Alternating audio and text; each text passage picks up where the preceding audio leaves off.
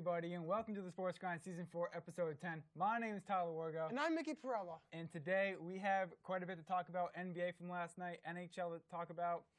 MLB trading still going on. We're going to probably get to that one last time, because it's coming to an end. As we know, spring training is arising. And then we have NFL playoff. We're going to give our predictions today.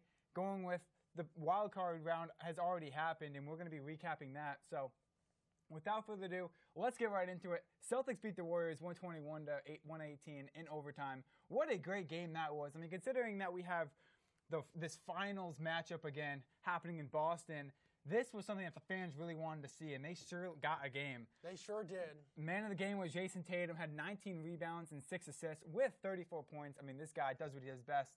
I mean, having his son Deuce watch him out there, I mean, he was so happy to see his father just absolutely tear it up on the court. Yeah, Jason Tatum was really spectacular in this game. As for the Warriors' record, 22 and 23, they're starting to fall back a little bit with a lot of losses right now. And as for the Celtics, I mean, they're still unstoppable right there. They still have only 12 losses, and it's already mid-season right here, and they have 34 wins. Now, we have two questions about this game and about both teams. Now, as for the Warriors, could they have won that game? Yeah, I think they could have won. This is a very good team, even though their performance has been very disappointing. They got Steph Curry, Klay Thompson, Draymond Green, Jordan Poole. I mean, they still have a ton of good players on this team. Andrew Wiggins as well is another guy. They could definitely beat the Celtics. I just think that the Celtics are a better run team because they just have a better system going for them right now. And as for the Warriors, this whole regular season, I mean, they haven't really faced a lot of injuries, too. And considering that they haven't really gotten as many injuries this year, we kind of would expect them to actually be up top right now in their conference. That's been surprising. And they're really not. But, I mean, hey, one kudos for the Warriors is that they're keeping their players healthy. And they are keeping the wins and losses consistent. But they are falling back one game. So, as for the Celtics, as for the Warriors, who could we have seen more from? I think Draymond Green. Yeah, Draymond Green has definitely been disappointing this season. His offensive ability has really declined over the past couple of years, and he really isn't that scorer and the defender, really, that he was back in the dynasty heyday of the Warriors. So maybe they should actually look to move on from him after this year. And he's also kind of a hothead, too, so that kind of doesn't really make sense for them. They need to get some guy who's new, young, fresh blood to be with their guys in Curry, Thompson, like another guy like Andrew Wiggins. Like Andrew Wiggins is sort of that guy that's like that youthful spirit, that defender who can also shoot. They need a guy like Andrew Wiggins again, like another guy like him. And also they need a guy who doesn't foul as much. Draymond Green fouls so much. I mean, let's reduce the fouls right here. I mean, we saw him, yes, he got a lot of rebounds, a lot of assists, but no points on the board. And half the time they're either benching him because he's fouling out so much. And there's been games where he fouls out, and I feel like if he reduces the fouls, he'll be able to, show up more. As for the Raptors, they lost to the Timberwolves 126 to 128 in Minnesota. As for the 76ers, they dominated the Trailblazers 105 to 95. The Suns defeated the Nets. This was kind of, yes, both teams are not really that important right now, but the Suns and the Nets are kind of relatable right here. I mean, the Suns being able to defeat the Nets was crucial considering that the Nets had Kyrie Irving, Nick Claxton, and all those key players right there. But that was a good win by the Suns, but these teams were not really, that good to watch. But yeah, because they have a ton of injuries. I mean, Chris Paul, Devin Booker, both of them are out for the Suns. And Kevin Durant, who's out for a month for the Nets. I mean, both of these teams are at 100% right now. And we're going to get to talking about Devin Booker and Chris Paul returning and when will they return. But for now, the Suns defeated the Nets 112 to 117. The top three players on the Nets right now is Kyrie Irving, Nick Claxton, and Ben Simmons. Yes, Ben Simmons didn't have that good of a night last night, but other than just last night, he's absolutely showing up on the court. Definitely getting what the Nets wanted when he came from the 76ers. As for the top three players on the Suns, they have DeAndre Ayton, Mikal Bridges, and Damian Lee. Right now, DeAndre Ayton and Mikal Bridges are absolutely carrying the squad right now for the Suns. But as for the Suns moving forward, what does this win mean for them? I mean, going forward, you're going to be facing the Pacers, the Grizzlies, and then the Hornets. Well, I don't think they're going to – I mean, they faced the Grizzlies a lot this season. They have not been getting what they wanted from that team. I think the teams to really watch out for is the Pacers and the Hornets. I think those two teams are what they can win these next 3 games. So, but the Grizzlies, they're not going to win that next game. So let's get to what you were talking about Devin Booker and Chris Paul. When will they return? What do you think? When do you think they will return? I don't know. I mean, both of them have been kind of well, Chris Paul hasn't been as good as he usually been in his career for one, and even with him being out, they should look to move on from him after this year, or after, they have to find someone else to take his role because he's just not putting up the production that he usually has. As for Booker, they need him back really badly. He's their best player, bar none. Ask anyone else. He's their best player right now. A really good shooter, a really good scorer, a guy that can really lead their team when they're in the doldrums. They need him back, and I don't know when he's going to come back. So. And what you said about Chris Paul, who's going to take his spot? I don't really know who's going to take his spot, honestly, because no one wants to give up their players for the Suns. No one's going to want to. No one even wants their money, to be honest, too, about this. The Suns got to draft a guy. They got to go back in the draft and they got to find a guy. And as for Devin Booker, I don't know. He might be coming back like maybe a couple weeks before the playoffs. That's it. But as for now, we don't know when he's coming back. Chris Paul, I did get word that he will be coming back hopefully in 2 weeks. So Great. He will be coming back soon for the Chris Paul. But as for Devin Booker, I mean, you lost your key player right there, and that's not good to have. As for NHL last night, Bruins owned the Rangers 3-1 at MSG. Bruins record is 35-5. 35-5. I mean, what is Boston sports right now? I mean, yes, the Patriots aren't showing up right now, but the Bruins and now the Celtics. Celtics being 34-12. As for the Bruins, they are 36-5. I mean, this is crazy. So, Boston fans, you should be happy right here. Bruins, they've had this playoff spot since the beginning of the season, and they haven't lost it. The Rangers' record is 25-14. Patriots, Bergeron. The reason why I talk about this guy was this guy on the Bruins was so aggressive on the ice. I mean, this guy had 4 shot on goals with 1 goal. Without this guy, I mean, the Bruins could not have won. This guy was so aggressive on the ice. He was able to execute the puck, move the puck around, didn't have that much penalties. So seeing Bergeron do this good was amazing to have. He's young. He's been on the Bruins system for quite a while now. He's a great guy to watch. The question is, for the Bruins going forward, let's talk about the next 3 games. Can the Bruins win their next 3 games? They're going to face the Sharks, the Canadiens, and the Lightning. Well, we know for sure that the Canadiens and Sharks are going to be quite a good matchup for the Bruins. I think they're going to pull a nice win from those 2 teams. But let's look at the Tampa Bay Lightning, though. This is going to be a hard game to face. If they want to keep, if they want to stay ahead of everyone in the conference, they have to beat the Lightning. And considering that they're going to be playing in Tampa Bay, this game might not be in their favor. So as for the Rangers, what went wrong? Shesterkin didn't do that good at all. The pucks were going in. I mean, I think the first 2 periods were probably the worst periods I've ever seen of the Rangers this second half of the season almost, because, I mean, they gave up 3 goals in just 2 periods. As for the Rangers, they only got 1 goal. So this is clearly just not their game. And facing a team like the Bruins is really hard to face. But when you play at MSG, and considering how loud of the crowd you have, and being at MSG playing in New York, it would kind of put a lot of pressure on the Bruins, and that didn't stop them at all.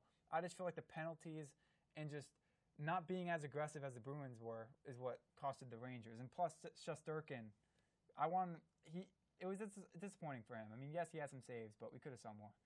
Islanders took the L facing the Sabres 2-3. Kraken handled the Devils in overtime in Seattle 3-4. What a game this was. The Devils lost their 5-game win streak. The Devils have been on a complete tear as of late, but it kind of came to an end in Seattle last night. The Devils' record is 29-12. As for the Kraken record, they're 27-14. Kraken want to go for this wild card spot as we start to get close to the playoffs for NHL. I would like to see more from the Seattle Kraken. I mean, they've had such a good start to the season. And like we said last episode, with any sport, you got to carry it on to the next half of the season. And this is what we're seeing from the Kraken right now. I think the mid of the season, they started losing a couple games. I remember they lost 4 games in a row. I think that stunned them. But other than that, Kraken, I think they're a team to look for the wild card spot as we get closer to the playoffs. Tough luck for Jack Hughes. He had 5 shot on goals and 1 attempt. For someone who has 5 shot on goals, we would expect him to get a goal, but he didn't get any goals at all. But Jack Hughes, I mean, this is a great guy to have on the Devils right here. The Devils rely on this guy. I just feel like it was all luck right there, tough luck that he didn't get any. Out of all of those shot on goals, he didn't get 1 goal in. So Andrei Burakovsky had 3 shot on goals and 1 goal as well. This guy ended the tie and helped the Kraken win in overtime. Without his goal, who knows how many overtimes they could have been in, but this guy was a man of the game, mostly because he ended the tiebreaker to win in overtime. Stars took the dub against the Kings 4-0. Dallas Stars. I mean, it's really between the Golden Knights and the Stars right now. These teams are the players to look at in the Western Conference of hockey. Stars right now have a great record. As for the Kings, they're falling back a little bit, but they're like the Kraken when it comes to getting into the wild card. But wow, 4-0. They absolutely crushed the Kings in LA. Stars are really on a tear right now. So now let's get to the NFL wild card recap. Now, we are a little too late with the whole, wild card and everything. Like, the wild card already happened, and we haven't gave our predictions yet. Nope. But my predictions still stand. So let's get right into just the wild card, then we'll get into our predictions and stuff. 49ers nailed the Seahawks 41-23. This was expected. Yeah, this was also a game where it was close in the first half, but then by the second half, the Niners just poured it on. They just completely dominated the Seahawks in the second half. It was no-brainer. Niners won and move on. Brock Purdy, though, this guy, what a great backup that they have. Yeah. To really fill in that role. It's their third guy. They went from Trey Lance to Jimmy Garoppolo, now to Brock Purdy, who was Mr. Irrelevant, the last guy taken in the draft as a rookie, and he might be the best quarterback we've seen so far. He's underrated, and he's better. He's underrated, and he's better than all those other starters that the 49ers have. Jaguars tackled the Chargers in Jacksonville 31-30. What a real close game. I mean, we saw such a comeback by the Jaguars. I mean, this was crazy.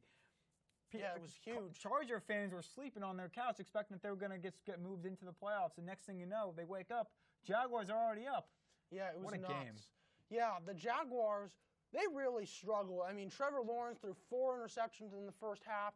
The Chargers were all over the place, running the ball, throwing the ball. It was just an absolute blowout. But give credit to the Jaguars coaching staff. Give credit to Doug Peterson. He kept their team in the game. Trevor Lawrence threw 4 touchdowns, 3 of them in the second half. He brought the team back into the game. And really, it was because of the Chargers' inability to run the ball and literally not waste the clock kept the Jaguars in the game. And it set up their success. They won the game on a game-winning field goal. And guess what happened? Now the Chargers had to fire their offensive coordinator because of that whole mess. And the Jaguars get to move on, which they were kind of like the underdogs of the entire playoffs. And they're on to the second round. Yeah, I mean, we didn't expect Jacksonville to even get this far in the playoffs. I mean, where did they come from? I know where they came from. They had a solid second half of the season. I mean, the first half was really bad, but until they carried it into the second half, they won a ton of games. Trevor Lawrence got increasingly better every single week, and Trevor Lawrence is starting to become the guy that he was back in Clemson a couple years ago. And he had 4 touchdowns with a total of 288 yards. Chargers finished their season 10-8. And let's talk about Trevor Lawrence for a second. Is he underrated? Yes, he threw 4 interceptions, but is he underrated? Yeah, I think he's underrated a little bit. I do think that some of the concerns overall were kind of warranted, but I think if he continues to put up these good games, I don't think he's going to be underrated for too much longer. And I don't think he's going to last any longer, though. All right, Dolphins knocked out the Bills 34-31. Now, what's the reason for the Dolphins' loss here? I mean, the Dolphins, they really fought for this. I mean, considering you're facing the Bills in Buffalo, you know how their fans are. They're crazy in that stadium. What was the reason for their loss? What got them to fall back that extra 3 points? The reason why they lost is that they didn't have Tua. Let's be honest. Skylar Thompson isn't that good of a quarterback, and it was really a terrible job by the Bills to not blow this out. I mean, the Dolphins were just a terrible football team going into this game. They were not, I mean, overall in the season, they were good, but this team on the field, with the amount of injuries that they had, sucked. Let's be honest. The team wasn't good. And the Bills kind of let them in this game, and they almost lost it. And the Bills were clearly the better team. I don't really know what else to say other than, like, the Bills just kind of kept them in the game. But give a shout out to Skylar Thompson. The guy played his best ball ever of the season. The guy wasn't good in the regular season. He played well. I think that he's an okay quarterback in general, but he's not a starter. I mean, Tua is a lot better. And, yeah, I think he was the factor in the loss because he was their guy the whole year, but he got the multiple concussions, and it kind of screwed everything up for the Dolphins. So, thoughts on Skylar Thompson? You answered that. Could Tua be the factor of the loss? You answered that. I mean, it surely is. Skylar Thompson, at least he was able to show up. I mean, come on. Yeah, he did show up. You make it sound like this guy is that bad. He's not that bad. If he was bad going into this game. He was bad. But hold on. If he was that bad, Where did these 31 points come from? The kicker? The kicker can't just... No, he was good. He just played his best game that I've ever seen him play. Yeah. That's all. I mean, but Tua would have at least put them in a better chance to win. Let's be honest. But I just feel like Tua would have scored just as many points as Skylar Thompson, considering that he scored 31 points. We've seen Tua lose to the Bills many times. Yeah. I mean, it's not like Tua is, that great quarterback. He's not Joe Montana out there. He's not none of these quarterbacks. I still think that the Bills kind of let this team back in the game. But they should have beat him out by more. I just think the score would have been how it is, whether Tua is in or not. Giants took over the Vikings 31-24 in Minneapolis. The Giants are really on to something. I mean, such a good start of the season. Like we said, they carried it onto the second half of the season, and they finished it off strong. The Vikings, they're so relatable to the Giants. I mean, they can show up, they can lose games. They came from really bad history, being bad season before.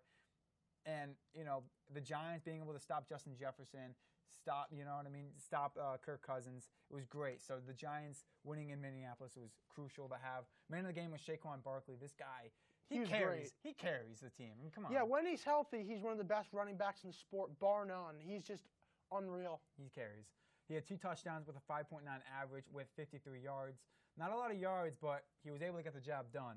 Now, what was the reason for the Giants' win? The reason why the Giants win was because they played a good, solid football game, and Daniel Jones played the best game of his career. I mean, he was a good quarterback going into this game. He wasn't that good going into this game. The guy was unreal.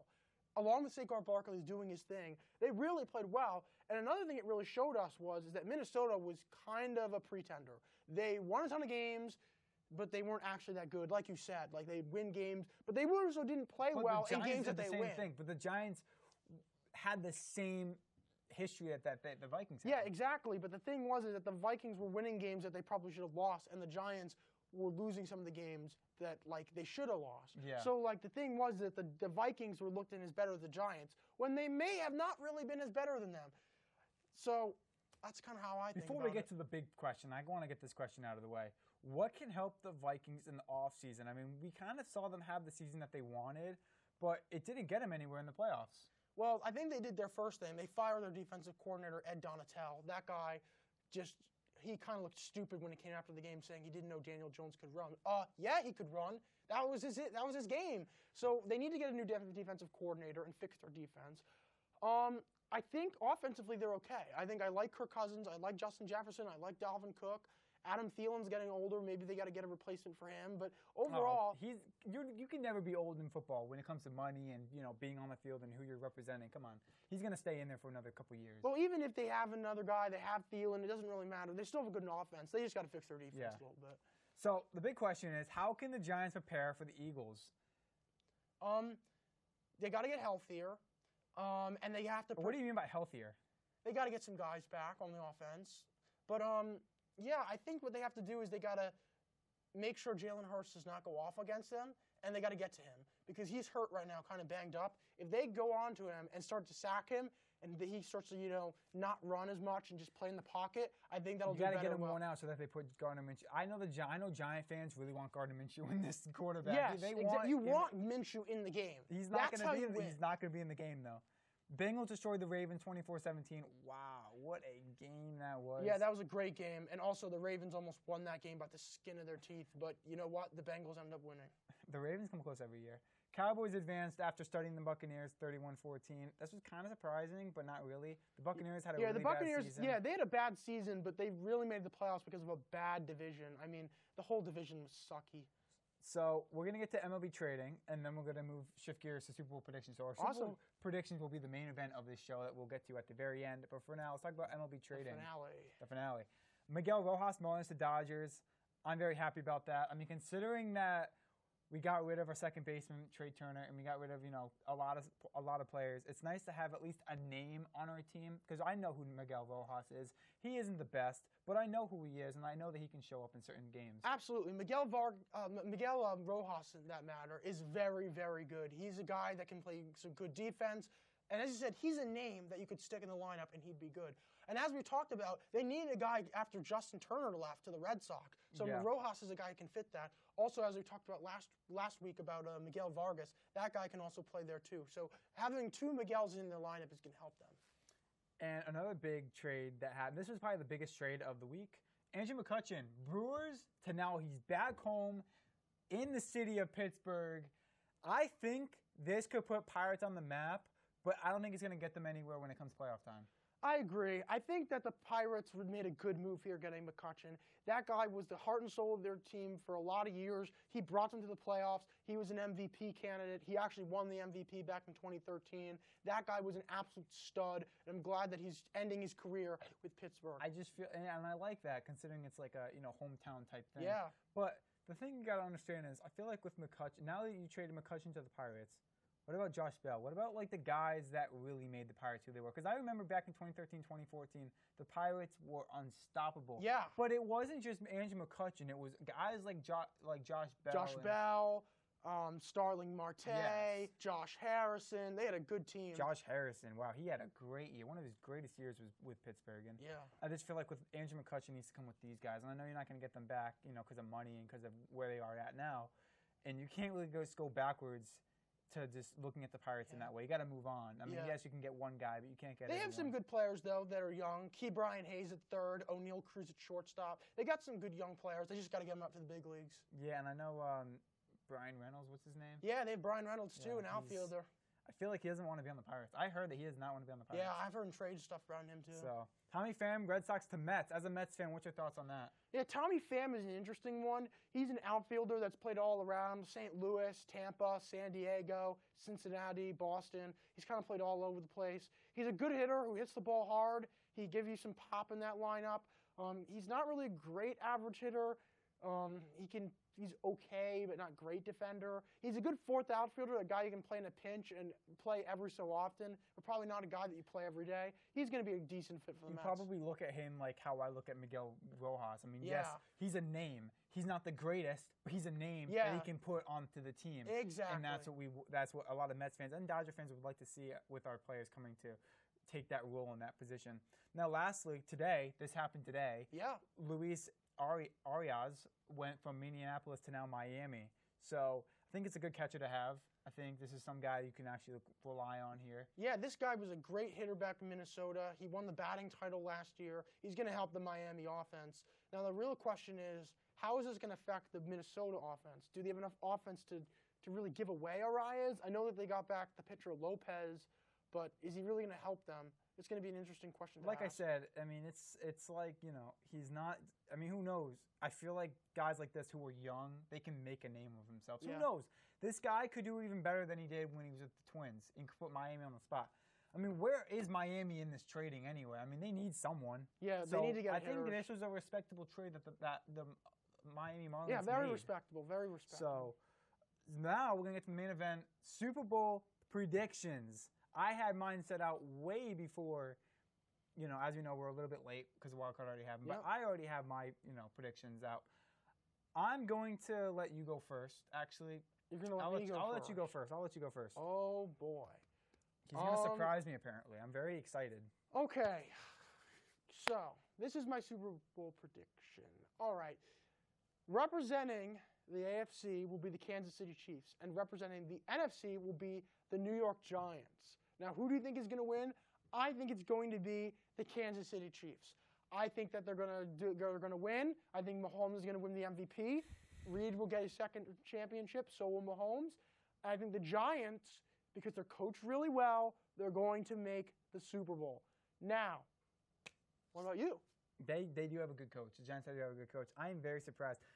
I mean, dude, I hate seeing the Chiefs in the Super Bowl. They're just an annoying team. I don't like Mahomes. What are your teams? Say it. All right, here we go. Well, I'm going to actually go into it all. I had Bills beating the Dolphins. Okay. And then I have Bills beating the Chiefs. Wow, okay. And then I had Ravens beating the Bengals.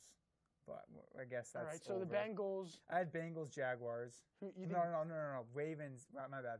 Ravens, Jaguars. Yeah, Ravens winning. But now the Bengals are playing the Jaguars, so. Well, I lost that then. Oh, okay. But for the AFC Championship, I had the Bills playing the Ravens. I had Bills. I had Bills, Ravens. As for NFC, I had 49ers, Eagles. I feel like Eagles are going to fumble that bag. I feel like they're not going to win.